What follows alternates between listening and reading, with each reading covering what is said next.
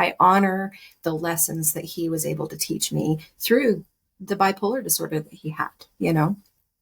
And I know that I provided lessons for him too. He and I have had these discussions.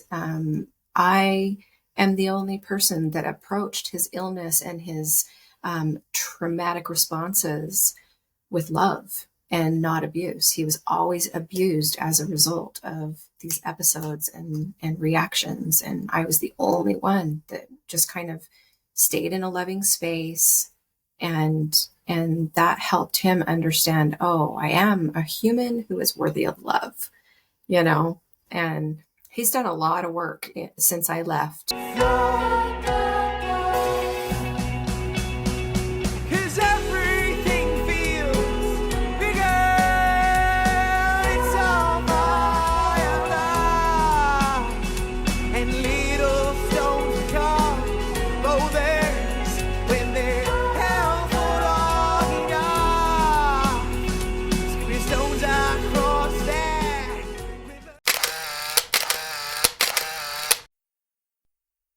Good morning, good afternoon, good evening, everyone. You are listening to Don't Be Afraid to Talk podcast with James. I believe if we are going to affect change, we must go back to the basic, which for me, in essence, is conversations. Talking and listening is key for growth, and I hope our stories will bring us together and we can draw inspiration from each other. Conversation will include topics such as mental and physical health, trauma and its effect, suicidal thoughts, recovery, and well-being. We will continue to raise awareness and offer a different perspective, a mindset or an idea that could inspire you to take charge of your well-being and to grow as a human being. Thank you for joining us today. Today I'm joined by Raiya, who is based in Cottonwood in Utah. And is that Salt Lake City? Is that what it's called? It's a suburb of Salt Lake City, Cottonwood Heights. That's correct. Yeah. Great. Raiya is a transitionist, a Reiki master, and energy worker, and herbalist, amongst other things. I do a lot of things, yeah. Yeah. I was looking at your list going, oh my God, so busy. Today we're going to Raiya is going to be sharing her story about being in a relationship with someone with bipolar. If you're listening to us, have an open mind, and we hope you can learn something from today's episode. Hello, Raiya. How are you? I am well. Thank you for having me here. Thank you. I'm looking forward to this. Yeah. Yeah. Can you just tell us a little bit about yourself, please? Sure. I am a mother of 5. They're all adults and gone. I am a compassionate caregiver that I like to call a life doula. I take care of people during birth and death and everything in between. That's where this transitionist title came in. I also have a company that teaches and certifies people to be end-of-life doulas. I do a lot. Yeah. I do a little bit with Reiki and energy work, and I work with herbs, and I am actually getting back into school to finish my midwifery degree so I can be a midwife as well. So, Amazing. all these professions, all these skills. They all kind of come together. It's not as complicated as it sounds. Like they all kind of complement each other. Yes, exactly. Yeah, that's great. Yes, before we get going today, we're going to be playing a quick game called 1 for 1. I'll give you a word and you say the first word that comes to your mind. Okay. Try not to think too much about it. Okay. Because there's no right or wrong. So okay. So the first one is permission. Instinct. Beginning. End. Landscape. Monet. What was that word? Monet. He's a painter. Oh, okay, I didn't know. All right. Is he famous? I don't know. Yes, really famous. Oh, okay, I study my painting. Caves. I'm sorry, what was that? Caves. Cave. Claustrophobic. And the last one is cotton. Ball. Yeah, that's it. Yeah. That's the quick game. 1 for 1. Okay. Yeah, I have to look up on that painting. Yeah. Never. Yeah. It's not really. Yeah. He's good. Yeah. And old. Yeah. Okay. Yeah, I only know a few. When I say few, probably like 3 or 4. So super. Yeah, thank you for coming on today. Before we dive into what we're going to talk about today, I just like to start from childhood. So can you just tell us a little bit about yourself growing up? Yeah. Ooh.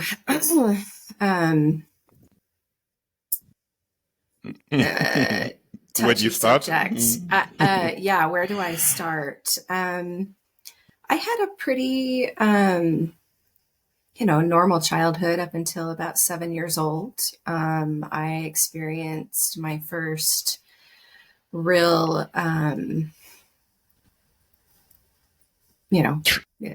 episode Big event? experience. Yes, big Yeah. event with trauma, basically, which kind of wrote the story from there. At 7 years old. So kind of open up a whole new world of experiencing abuse. And, it did. It kind of wrote my story for the next 40 years to kind of be stuck in that space. So. And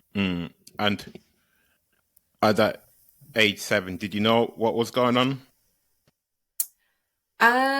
I mean, as much as my 7-year-old little brain could process, right? I did immediately sway into protection mode of my mother. I didn't want to upset her or share what I was experiencing. And so I really did kind of take this protector role where I kept secrets of what was happening. So. Yeah, as a child, you often, we do end up in roles that obviously you're not consciously choosing, this is what I'm going to do. Yeah. But this is what we end up doing, whether it's a protector, caregiver, or many other things. We just end up in these roles and it kind of becomes your identity. Yes. Yeah. Yep. Certainly did. And that's what you grow up to become, that role. Yes. Yeah. Yes. And your lessons follow that, those experiences and those identities that we claim.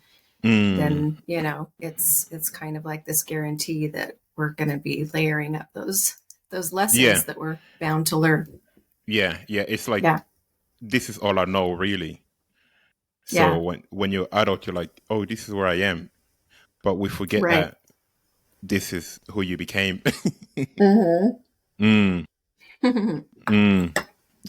Unfortunately, that's the fun side of growing up. And in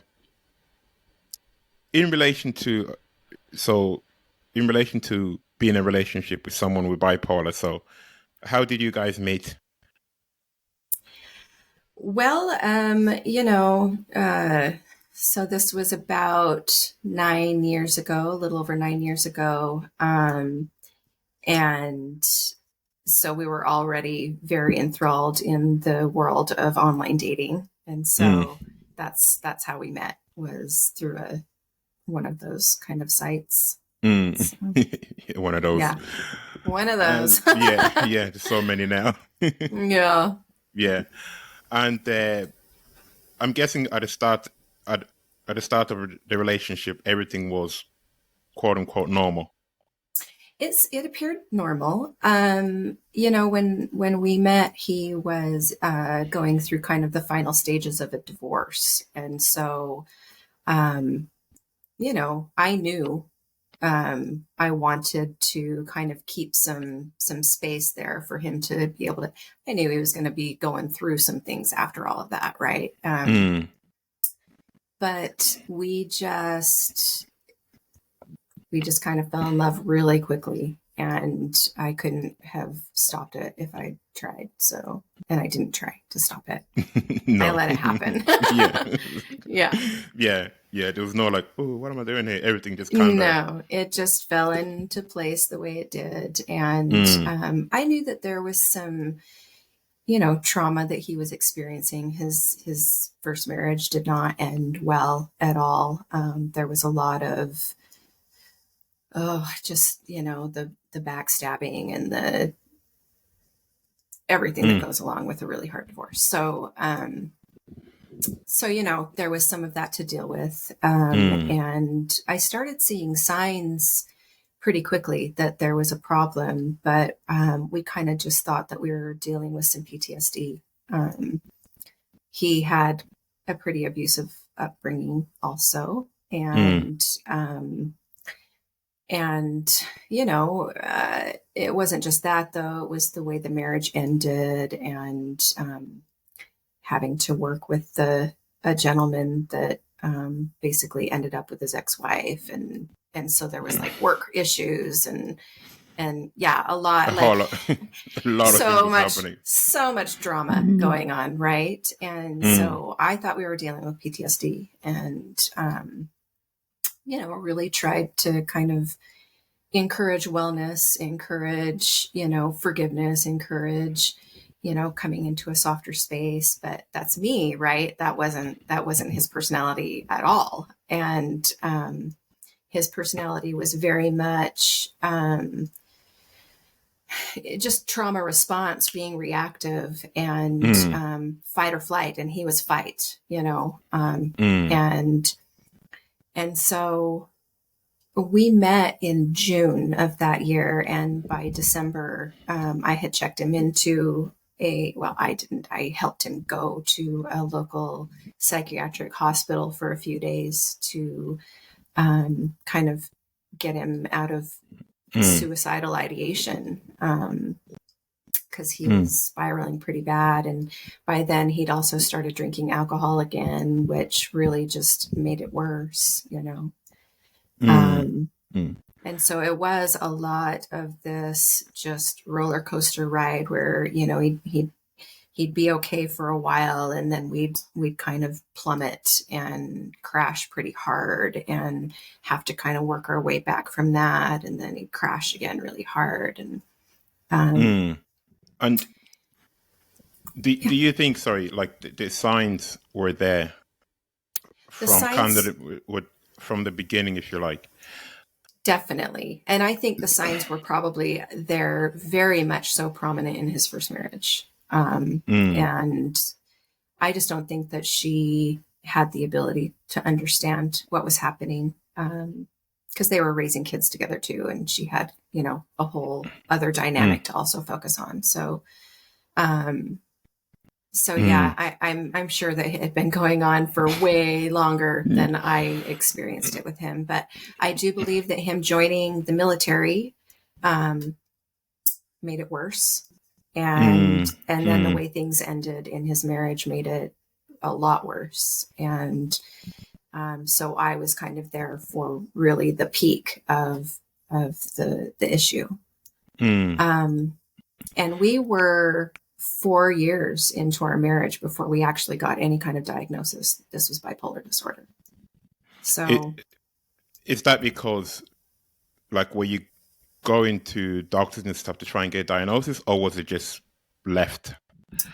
it was left. I mean, there was a lot of trying to encourage him to, seek help and stuff, but he was already self-medicating,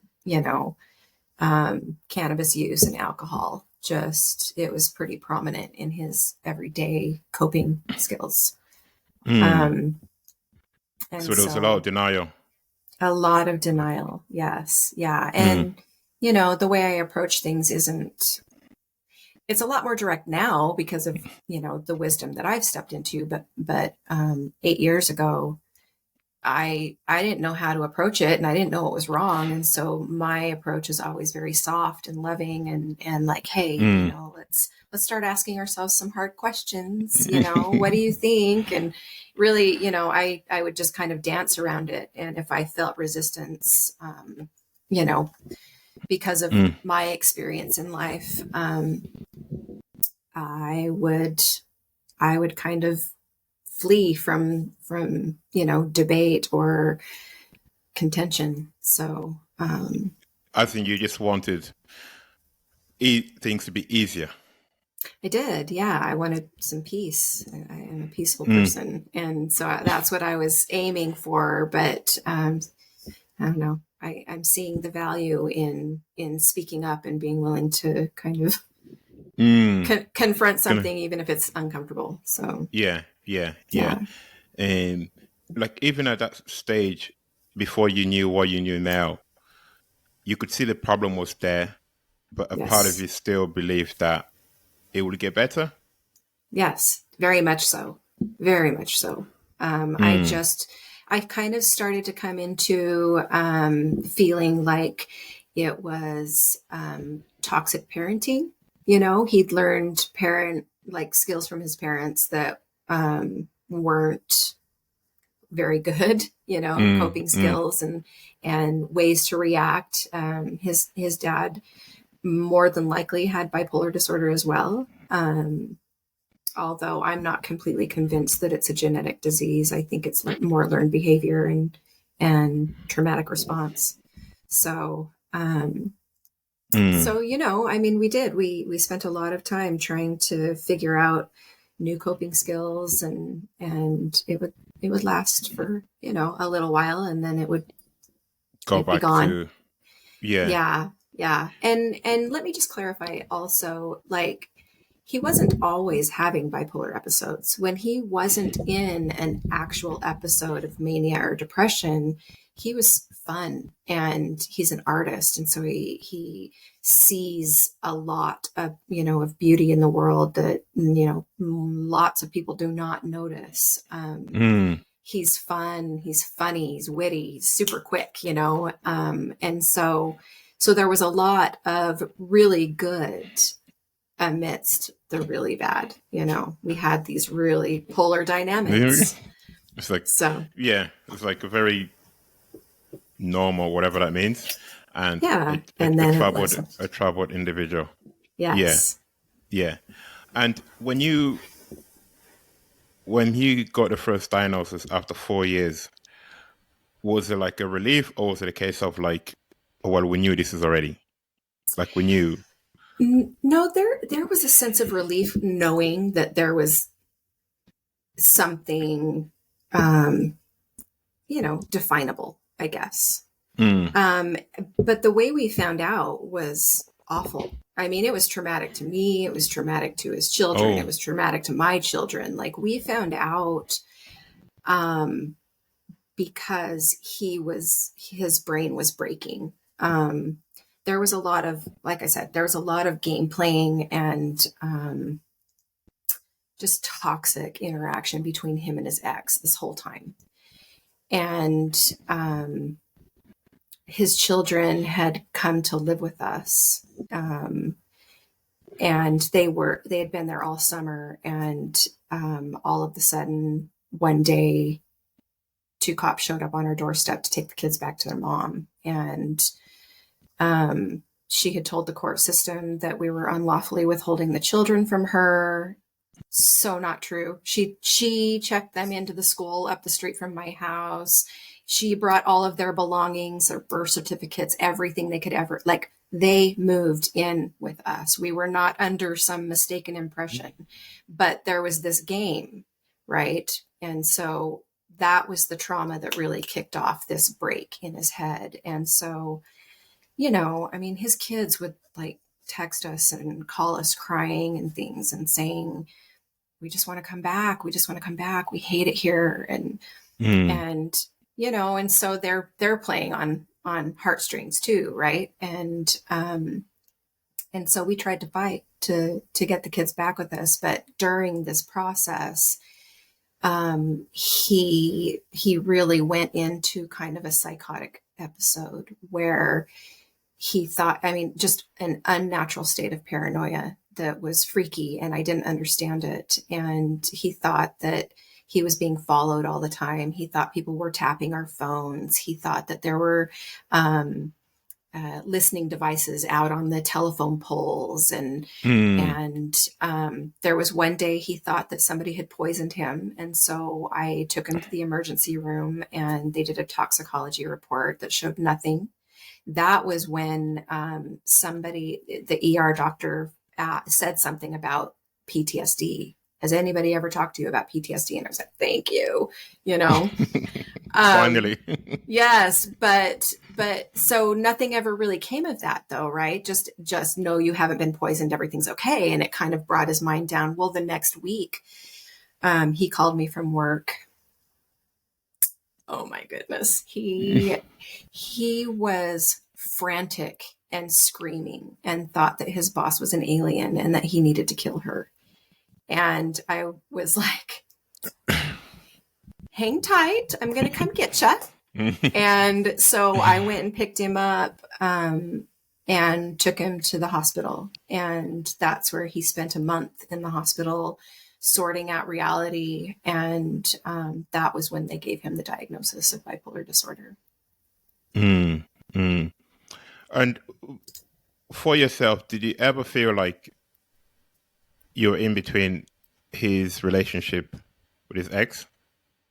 Did you ever feel like you're caught in the middle of it? Oh, definitely. Well, and the thing is that, like I said, I'm a peaceful person. And honestly, I'm so full of love for all people, and I know what it's like to be the ex-wife. And so I had a lot of compassion for her. And, you know, being a single parent is an impossible job. And so I wanted to be a support system for her, but she was, what I experienced was her maturity level couldn't handle that. And I very quickly found that I had to pull back my offer from being supportive because it was so toxic and strange. And I couldn't get on board with that kind of behavior. So, yeah. I suppose, like, when you meet someone like that, that's really reactive at everything.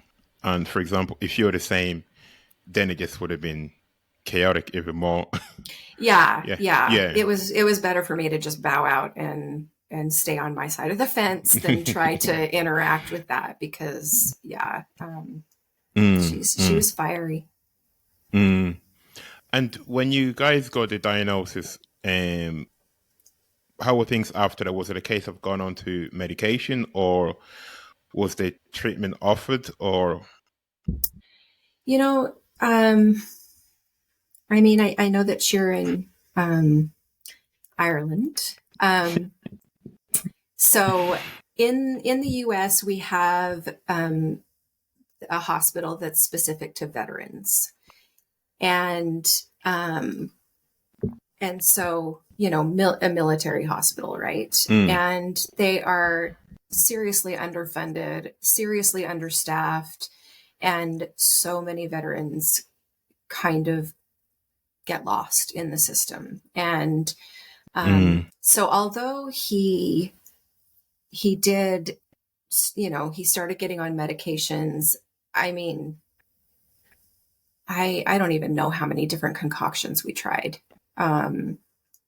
It was a lot, and all with, you know, horrible side effects to mild side effects, but he did kind of get lost in the system. He didn't really get, like, they did send him to a counselor for a while, but this counselor fell asleep while he was in a session, and it just frustrated him, right? And it was like, okay, I guess what I have to say doesn't matter, so I'm never coming back. Thank you for your time. So, it's hard enough to get someone to go to a counselor. Yeah, and when they do, and that's the response you get, it's just like, yeah, it was frustrating, definitely frustrating. And so, yeah, so it eventually, over the course of some years, it got to a point where he stopped the medications because of the side effects. He stopped the counseling because of that, and back to self-medicating. I did Mm. manage to mostly help him understand he shouldn't be drinking, because that just brought out a completely different animal. When he was drinking and on meds. Well, when he was just drinking with bipolar disorder, I don't know if everybody with, experiences that, but if he was drinking, it just, I couldn't even figure out how to help him anymore. He couldn't listen to me, he couldn't hear me, see me. It was just all about him and the addiction.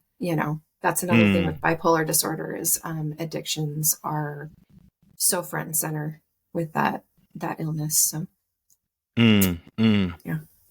And how was he towards you? Like, was he abusive and things like that? He was very abusive, not physically abusive, but pretty much every other way. Um, um, but like I said, it wasn't consistent. Mm. There, Mm. when he was clear, when he was not drinking, there were long periods of time where things were okay, Mm. but he would be triggered by something, which could be as simple as a barking dog, that Mm. wouldn't stop barking. It would trigger Oh yeah. some kind of, sensory in him that would throw him. And all of a sudden, life is hell and I don't want to be here anymore. And it was just like this anger. And his words were like, I would say it's like he's wielding this sword around and we're all like trying not to get sliced up by it. Because his words Mm. were brutal. And so it was a lot of verbal, emotional, psychological abuse. Mm. Mm. So And when this was happening, did you ever feel like, obviously you wanted to help him, that was your goal, but did you ever mhm. feel like I'm not getting out of this situation? Like I'm stuck here? Yes, all the Because time. Uh-huh. yeah, because I'm guessing Because, you couldn't leave him. well, no, I mean, I was in a situation, and I know that so many people get into this situation where you love somebody, right? Even though you might need to leave, there is always this conversation looming in the air about suicide. And so there's another, kind of form of abuse is, well, if you leave, I have nothing to live for anyway. So, and so Mm. there was always sort of that going on, and causing fear. I didn't want to leave, even, leaving kindly and just saying, I'm sorry, I need to help you from here, not here. Mm. Um, there was still that conversation that I could hear in my head, and I didn't want to, B. I didn't want to deal with that. And so I kept juggling this, over and over and over. Mm. Mm. Suppose should you leave and something happen, then you take on the blame and the guilt will come with it as well. Yes, I Mm. really did believe that, yeah, that would be the case at that time. Mm. I'm totally different now, but yeah, back then I was really Mm. caught in this cycle of fear. So And when did you start to understand, like, the knowledge you have now? Obviously you've gathered it over a long period of time, so when yes. all this was happening, for example, like bipolar disorder, did you understand those things yourself, or was it like, what the hell is this? What we're going to do with it? No, by the time we got the diagnosis, I knew him very well. I Mm. know him better than anybody in this world. And I could just look in his eyes and see when he was running the show and when bipolar was running the show. It was very obvious to me, and I could see the wind up also, like, uh-oh, here comes an episode, which was good because then I could kind of brace myself for it and, shelter the kids a little bit. And, and they were teenagers by then. They were, fully capable of, like, I'm out and go hang out with friends, or, some of them were even adults and moved out by then. Yeah. But yeah, I spent a lot of time trying to juggle and control and manage the situation, rather than looking at myself and what do I need in this scenario. And so it was just, I kind of talked about, the abuse that I experienced at 7 years old. I went into survival mode at 7 years old, and I stayed in survival mode for 40 years. And so functioning in survival mode all during bipolar disorder was just second nature for me. Yeah. Yeah. And do you think, obviously, what happened to you in childhood and the role that you took on, you still in that role? Yeah, very much so. Protecting everybody around me. Yes. I was the one experiencing the bulk of the trauma. And in my head, it was kind of like, okay, well, as long as I can manage this and juggle this, then I'm saving everybody else around me. And, and yeah, it did very much become me sort of keeping the secret, all to myself. Nobody knows what I experienced in those episodes of bipolar disorder. They have their own stories, which I'm not going to touch. That's their story, their emotional content. I can only at this point in my life connect to my own experience. And this is where I assign my own meaning to it. And it wasn't all bad. It wasn't all ugly. And I see the purpose. I see the reason why I was there and learning all of this. And yeah. And did you ever feel like, for yourself, you can speak to someone? Because you had this role of responsibility. Often that means that I can control everything and I don't need to speak to someone because I know what's going on, even though it's too much. I was very well aware that it was so far beyond me. I knew that I was trying to control and balance the situation, but I knew that it was a situation that was out of control. And I did try to talk to members of his family. I did not get good response. I did not get good support from his family at all. I love his family. They're my family too. I grew to really love these people, but they did not offer support for me. There were times where we were right in the middle of an episode that was just like him being hauled off in handcuffs. And I reached out to a member of his family and they were just like, no, I'm not doing anything, And I'm like, I'm not asking you to help him. I'm asking you to help me. But it just became very clear very quickly that I was on my own with it. And I didn't really share anything with my family either. It was that protector in me. Yeah. I didn't want to bring anybody else into this trauma. They were already experiencing little spurts of it. And I felt protective of my family. And so I didn't talk about it. And do you think, maybe a question for him, do you think that he kind of, because he had you there, he never turned to his family and that kind of created a barrier? Did he ever turn to his family for help? Yeah. He has a mother that's been very, very supportive of him. And he's got a couple of brothers and a sister, and his brothers also are very supportive. They all take good long breaks from each other, but they all do really love each other too. And so he does have that support. But I know that when he would go into those episodes, nobody wanted to deal with it. And I was sort of already front and center. And I kind of think that once I came into the picture, they were like, okay, He's all yours. Yeah. And that was it, the end. Let's pass him on. Yes. Yeah. Yeah. Yeah. So, Yeah. And did any of this have any effect on the children in the house? oh, definitely. Oh, definitely. Yes. This isn't something that I talk about a lot, but your podcast is Don't Be Afraid to Talk. So here I go. My children are very angry that I stayed in this relationship for so long. They aren't talking to me specifically right now. I have 5 kids, and they all have just basically said, "Go do your thing. I can't deal with you." Um, and and that was painful because one of my Mm, childhood wounds is abandonment, and so they definitely scratched that wound with that. But I fully get it. I validate it. I understand it. I don't blame them one single bit.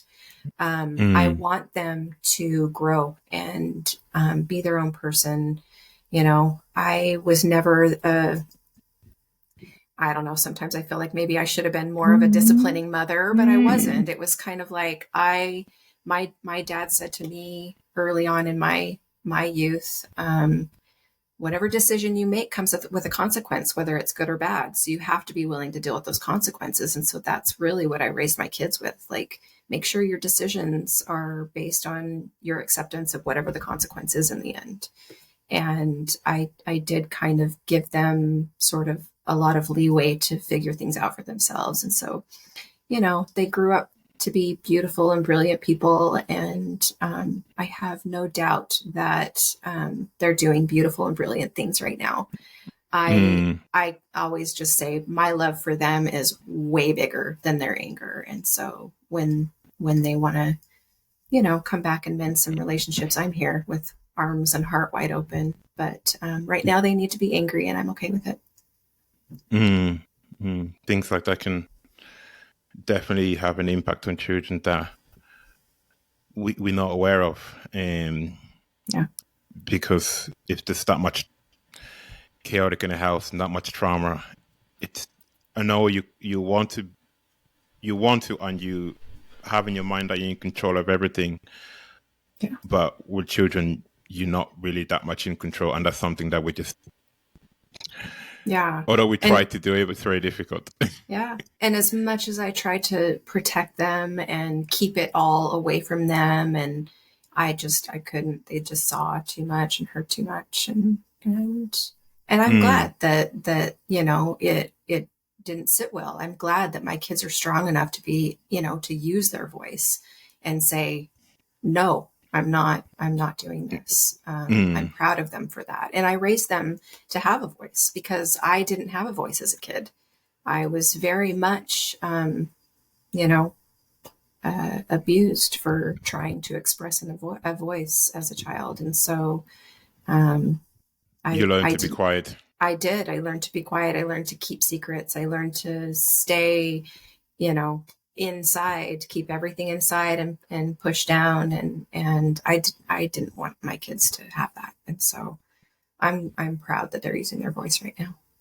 Mm, mm. And in your relationship, when did things start to change? As in, when did you mentioned that you guys got married as well?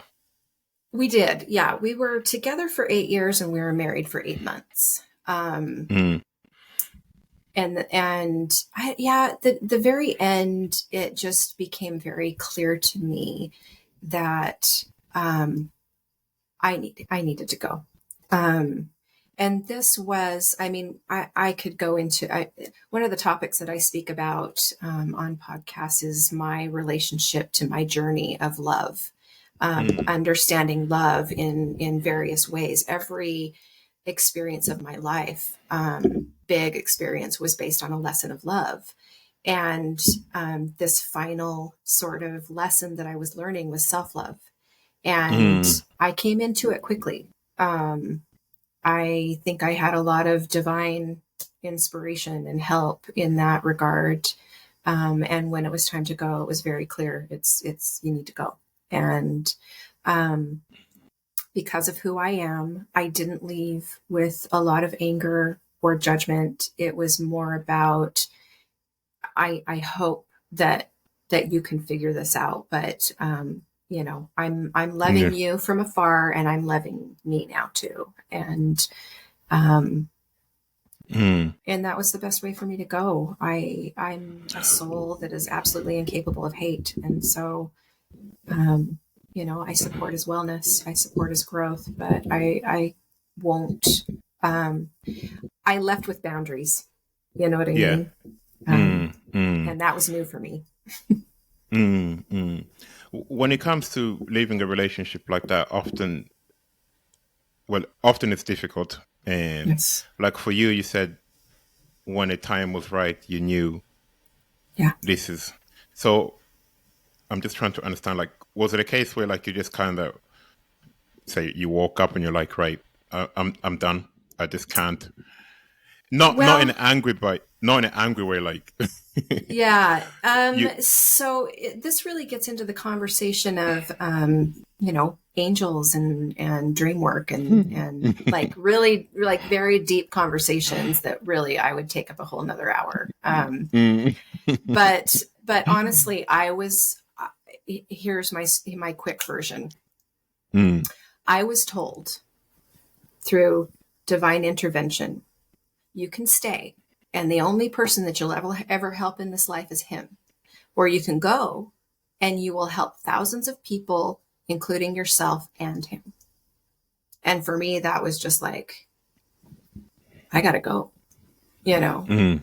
because I know that I was meant to go out and be a caregiver and a healer and be a Mm. source of love in this world. And if the only person I was ever going to help was him by staying, that didn't make any sense to me. So Mm. I was very deliberately helped in that regard, that this is the time. You've learned the Yeah. lessons, and it's time to go. And that was really when I connected with self-love, and that was Mm. kind of the final big lesson for me. So It's like I have to put myself first.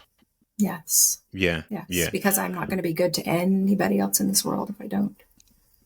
No. No. We often think if I just keep doing and giving, and Yes. eventually things will change and people will change. But Yeah, but that's being a martyr. And I'd played the martyr role for 40 years. And I think my soul was pretty much done with that. it's like, yeah, it's like, It's like, been there, let's done do, that. It's yeah, time to it's move like, on. let's do something else now. Yeah, yeah, Yeah. exactly. And the Yeah. thing is that I absolutely honor his role in my life. I honor the lessons that he was able to teach me through the bipolar disorder that he had. And I know that I provided lessons for him too. He and I have had these discussions. I am the only person that approached his illness and his traumatic responses with love and not abuse. He was always abused as a result of these episodes and reactions. And I was the only one that just kind of stayed in a loving space, and that helped him understand, oh, I am a human who is worthy of love, you know. Mm. And he's done a lot of Mm. work since I left. It's been about a year and a half, and he's on a really good regimen of medication. um, he has done a lot of soul work, and he's in a really good place where he's starting to go into self-forgiveness and self-love, Mm. which is so amazing for somebody with bipolar disorder. Mm. Let's Mm. I'm just guessing. Sorry. go. I was just going to say statistics for suicide in the bipolar community is staggering and very upsetting. It's like up to 50% of people with bipolar disorder will actually attempt suicide, and 15% of those will actually succeed. Um, Mm. and it's because they just don't feel like there's any other way, that there's no help, and there is. Um, but they Mm. need a good support system of people that are willing to set boundaries and, you know, give themselves self-care, but also stay into in a space of love. I suppose for him as well, with his bipolar, he's used to people reacting to his reaction. Absolutely. That's all he knew. So Yeah. when you Yeah. came along, Yeah, it's I like actually, it's like a game of tennis and no one's playing back. You're like, yes, I actually had to tell him one day, if you're looking for somebody to abuse you, you've got the wrong person. I'm not going to do it. You know, I think that threw him. He was like, huh? What do you mean? We're not fighting right now? What are you talking about? Yeah, it's like, it's just automatic for them, like, and it's not Yeah. their fault, but that's just what they're used to. Yeah. So when someone's not responding, you're like, oh. Yeah. And I can tell you, I mean, there was times where I wanted to like seriously punch him in the nose, you know, because he was just like, but I just always knew that that would only make things worse. I just had to hold the space. So You make it sound so calming. I think that's what makes me so good at working with the dying. It's because of where I resonate, you know, very calming space. Because I can only imagine someone was in the situation you're in. There was a lot of back and forth. It wasn't just this calming person. Well, I'll tell you what, I was really good already before I met him at holding it all in, not exposing the problem to anybody. And honestly, when I was right at the very end of our relationship, I was 30 pounds heavier.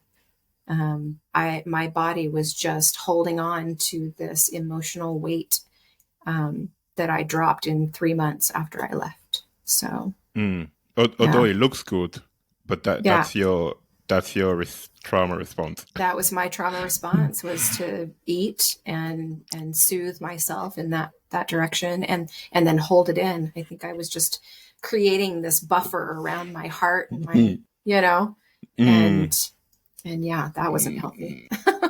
No. And do you sorry, let me have my drink of water. Okay, sure.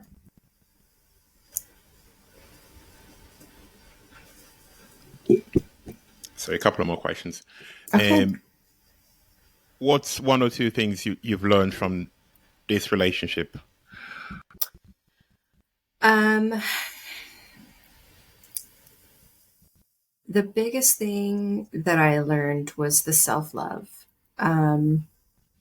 It was coming into, I think, where I originally started from. You know, I was 6 years old before I ever knew what trauma looked like. I felt joy. And I always say that 7 years old is where I chose to split, because it would guarantee I was not old enough to understand anything, and I would be required to walk through or crawl through, right? All of these different lessons to get me back to here. And that was my circle of wisdom, to kind of get me back into this space. And I can absolutely honor my needs now and express them, you know, talk about it. I still do feel like I need to protect people. But I can also, you know, get it out and be exposing, you know, here's where the problem is. Here's how I dealt with it. It really taught me, you know, this big concept of love that I go on other podcasts to teach and talk about. It pulled everything together for me. And now I'm able to just sit in the source of love, knowing the lessons that I learned were because I chose all of this. I chose every single moment of this life. I chose, you know, whether it was before this life or in this life, I chose that 7 years old was where I was going to do my split. I chose and made soul contracts with people that were going to help accelerate this learning process. And it was going to be abusive, but when I finally stepped into a space where I realized I chose every single moment of this, whether it was in the, before this life or in this life, that like just fully opened the doors to forgiveness. And you can't fully heal from anything until you forgive. So there's my lesson. Have to let it go. Yeah. And what advice would you give to someone that's going through similar thing, like being in a relationship with someone who has a mental condition? Absolutely set boundaries. Boundaries are essential because bipolar disorder will consistently try to cross those boundaries. So you got to hold strong. Make sure you have a wide, extensive support system, not just family, but friends, therapists, groups, places that you can go to have people to bounce thought and experience and trauma off of.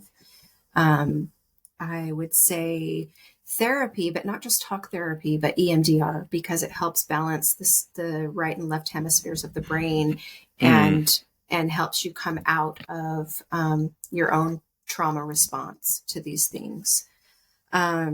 Research so extensively the mental illness that you're dealing with and come to understand it like it's a friend.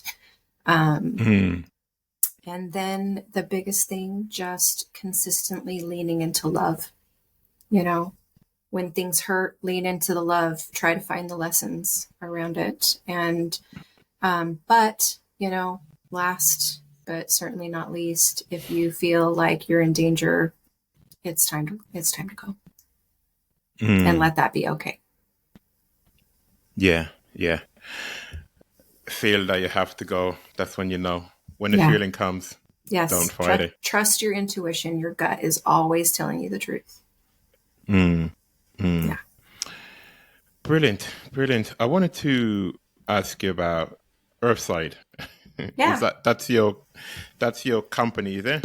Yes. Yeah. Earthside Holistic is the technical term, but yes, I go by Earthside. Yeah. And is that what do you call it? The death doula? Sorry, let me just. So the death doula, is that what is that? Sorry, let me start again. So essentially the role of a doula is to be a caregiver, and typically they're known more in the birth world. But they're also coming a lot more into the public eye in the end of life as well. And it really is a compassionate caregiver and companion that helps support the transition from life to death. And, that can look like almost anything. We're there mostly to honor their process and their journey, whatever they want it to look like. And, so we can just go in and kind of do some practical care like cooking meals or, helping with some laundry or something, or we can go in and really dive into some deep discussions, help create legacy projects and help the family members. We can be there long after the death too, and helping the family to kind of process things and holding space for them during that process, because it can be kind of hard to navigate, and people who work in end of life are typically pretty called to do that work. And so so they're a really good resource. Were you doing this in the hospital as well when you worked in the hospital? When I worked in the hospital, I was working as a CNA, and I had an administrative support role as well. And so, but I did get so much experience just sitting and holding the hands of the dying, holding their family. And that's where I realized I had a pretty, deliberate ability to do this work. And as much as I kept trying to be a birth doula, life kept pointing me in the direction of death. Just go wanted to the me. other part.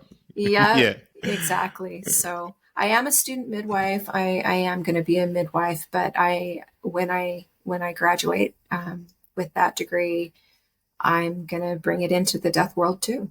So, yeah. Yeah, we talk about death like it's this bad thing that happens. It's so not. I mean, we're all going there, right? We're all headed there. And so it's just so vital that we start opening that conversation and being okay with it. You know, you guys in the UK are like Ireland. Yes, Ireland. Okay, Ireland, the UK. You guys actually do honor your dying a lot better than the US does. We have such a fear based around it, but there's a beautiful woman based somewhere over there. Her name is Felicity Warner, and she kind of coined the phrase soul midwife, and that is a person who takes care of the dying. And she does brilliant work, and yeah, it's a lot easier, I think, over there to talk about it and to involve people in it than the US, because we're so fear-based over here. You know, death is the enemy. We got to prevent it. We're not. Yeah. And don't talk to me about it. Yeah. Don't bring up that subject. No. Like, so if depressing. You talk about it, it's going to happen. No. Yeah. It's like, speeding up the process. Don't worry. No, you're not. It's just a conversation. Yeah. It's just. And, yeah. And my final two questions is, what makes you happy? What makes me happy? So many things. God. So I'm sitting in my little house, and I'm basically live in a greenhouse. I have plants everywhere, and I don't know if you can see this lighting in here, but it's purple because it's plant lights. I basically live in a greenhouse. That makes me really happy. Going into nature. Yes.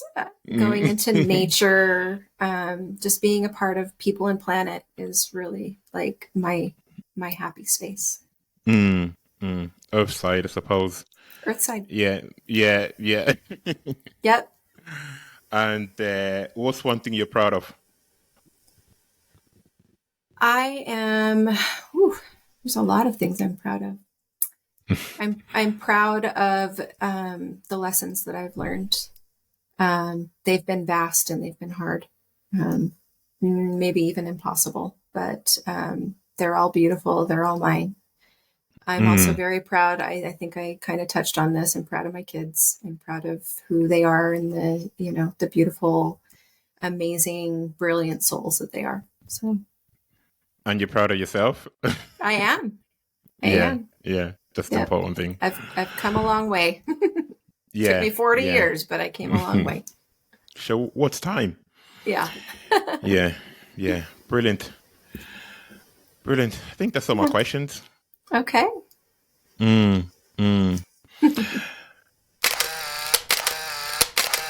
Just a couple of seconds. I have to remind myself that I'm here. So anything.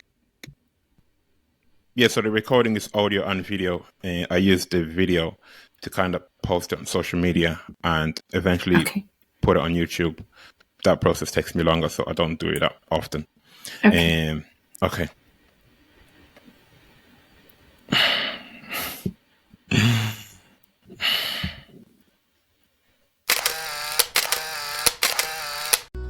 If you enjoyed today's episode, I would really appreciate it if you could leave a quick review on my Facebook page, Don't Be Afraid to Talk, or DM me on Instagram. The show notes will include all of the relevant links from today's episode. If you haven't already, please download, leave a rating, and share with your friends. You might just reach that person who needs to hear this message. Please be sure to subscribe so you don't miss any future episodes. I am James Lumumba, signing off with gratitude.